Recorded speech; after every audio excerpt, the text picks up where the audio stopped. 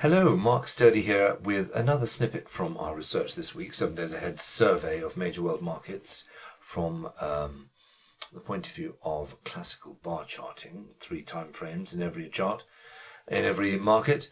And you'll see from our summary page that I could have looked at the dollar yen. We remain bearish of the yen, bullish of the dollar, no question about it. We are excited and have been excited, and we mentioned last week that we were bullish of the FTSE. We're actually quite bullish of stock markets all round, but the FTSE is a standout example which bears some examination. But we talked about that last week. We are still bullish of yields, high yields in the gilts, probably high yields across the board indeed. But the market I'd like to look at this week is the oil. It's been slightly out of the headlines recently, and I think it bears some closer examination.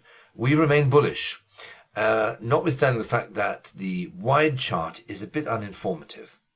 I've sort of constructed a trading range here between 115 and down to 30, which is so wide as to be practically useless.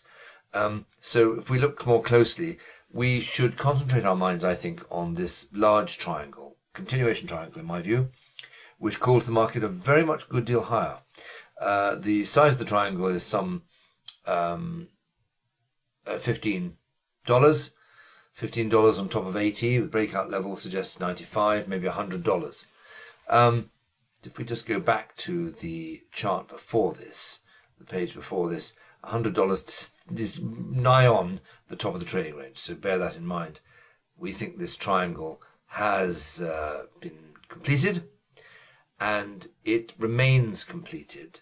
The drift from the initial breakout over the last few weeks has basically incorporated a good test of this as support at the top of the triangle.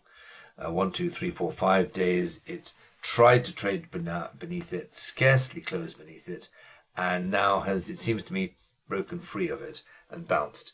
That, in my view, is a powerful indication of good underlying support for the oil, and insofar as that exists, then this big bull scenario remains very much intact. Thanks very much.